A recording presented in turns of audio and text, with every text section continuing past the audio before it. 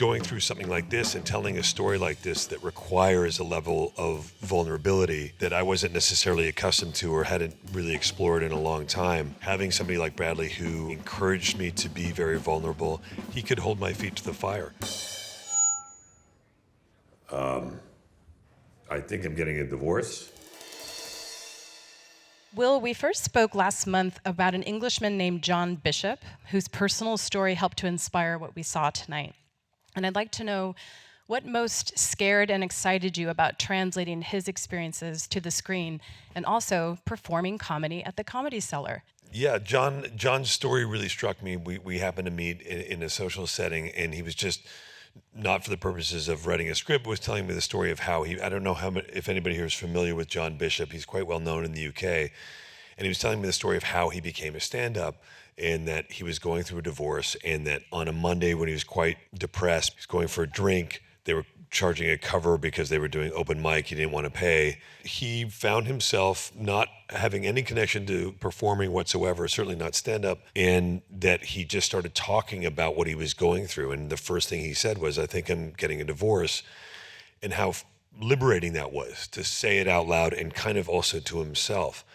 And that really struck me, in that how he started going back week after week and he started to feel better and people noticed he was feeling better, and that ultimately his soon-to-be ex-wife ended up stumbling in with a new group of friends. That actually happened as well, and saw him perform and heard his name, please welcome John Bishop, and she's like, what the f-?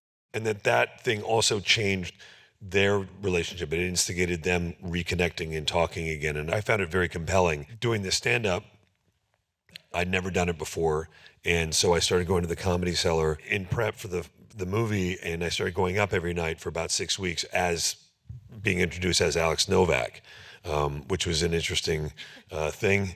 People are like, wait, I think we know you from somewhere else. Some people sort of laughed and thought I was doing like a cheap Andy Kaufman thing, and then I'm saying like, oh, I'm getting a divorce, and they're like, again, like, we haven't heard about this one, and looking at their phone. So it was very surreal, but the objective was to go and to try to experience what it was like to do stand-up, not just for me, but also through the eyes of somebody who had never performed at all, and to try to go up there and not rely on some old shtick or figure out a way to make them laugh, but to actually just go and be this guy who's speaking his truth. So it was a very sort of narrow target in that way. And feel terrified too. It was very terrifying, yeah. I mean, on a bunch of levels, because I was trying to do it, understand this guy, and knowing that I was trying to be vulnerable as this guy. And also I bombed and a few times, which was also But you're not doing comedy unless you bomb. Yeah, right? I think it's true. I sort of earned my stripes by bombing. But yeah, it was a really interesting process. Wow, we did a great job. Thank you. Really excellent work. Thank you. Yes, give him some more applause, guys. Thank you.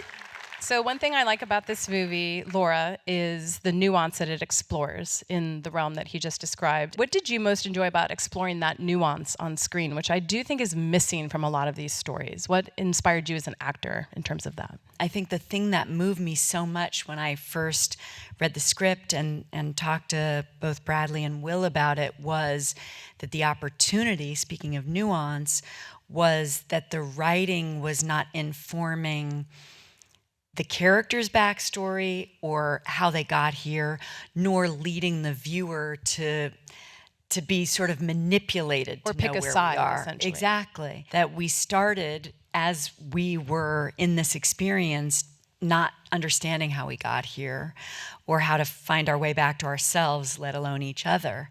And the writing took us on that ride. And so the nuance was the storytelling was in the behavior. The storytelling was in the unknown and finding our way to each other through intimacy and fear and confusion and personal loneliness to, in a way, fall in love with the aspects that we first recognized but hadn't found even in ourselves until 25 years later.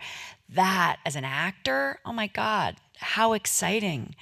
And to have this dream partner to do it with, and to have to rely on each other's eyes because we're not having words lead the narrative here in many of the scenes in the first half of the movie. That was an incredible gift. And my left eye can drift sometimes, so It can. for And her, so I'd there's have a to real- snap. He said, snap it back into it gets position. lazy when I'm tired. It's a true story. No lazy eyes on this film. So, Will, you and Bradley have been friends for more than 2 decades, if I'm not mistaken. And I'm curious, what are the bonuses and challenges of being directed by a close friend? Does it make it easier or harder for them to say the tough stuff? You know, we have known each other for a long time, and we've been through a lot in life together. As we're getting older, I think that we sort of appreciate the idea of being honest with each other and be vulnerable with each other. And I'm really blessed to have a lot of very good, open, vulnerable relationships with a lot of men in my life.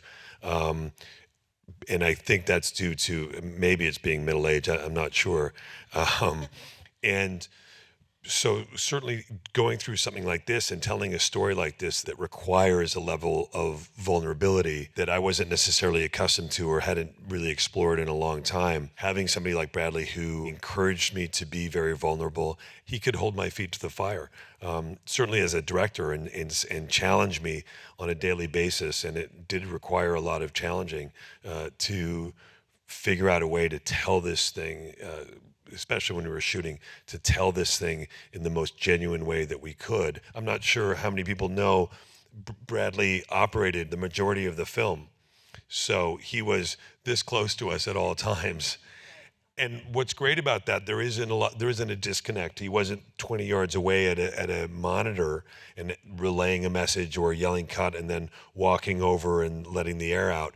In real time, as we were rolling, we could kind of reset and talk about it, and talk about, as he's holding the camera, the big conversation would begin, they'd roll, you'd be talking, he'd bring the camera up, he'd be talking, and then he'd kind of look at you, and really by the end, he didn't even have to say okay, it was just like this, and you kind of take your own cue, and it was all just like one big conversation. And what is, Laura, your hope for a takeaway from this story? For those of us in relationships, whether we're struggling or not, what is something that you think we should employ just to give ourselves extra grace, to use the word from the film, and to allow that space for the person to change? Well, 2 things. One, just in the making of it, I felt like it was a perfect parable for the question you had, because it seems effortless. But the level of work and craftsmanship and having the space always feel alive and true to where we were, so that everything felt so organic, and you're so right there with us that we could explore this relationship with all of you. I'm grateful to watch the level of effort to get to this effortless place, and it just reminds me to be kinder and hope that other people, when they watch the film, can be kinder to themselves in having lost our way, in the fact that we have to keep redefining who we are throughout our lifetime, and to continue the discovery of self so that we can continue to connect with the people we love bravely, honestly, vulnerably, not getting it right, trying to figure it out. And that to me felt so hopeful. And at a time of a lot of despair, as we all know, I just keep saying to him all the time, I get excited to be here and talk about this movie because it's giving me so much hope and grace right now about human beings and empathy. Just being present too. I think the immersiveness you just described really brings home, we feel like we're with you, and it's nice to just tune out the world and feel like we're really intimately experiencing something. And I absolutely felt that way watching this film. I feel more hopeful, and I won't be as annoyed with my husband tonight when I go home. So I think your work has done. Thank you so much. Our work is done here, everyone. Thank you guys for coming. Have a great night. Thank you so much. Thank you all.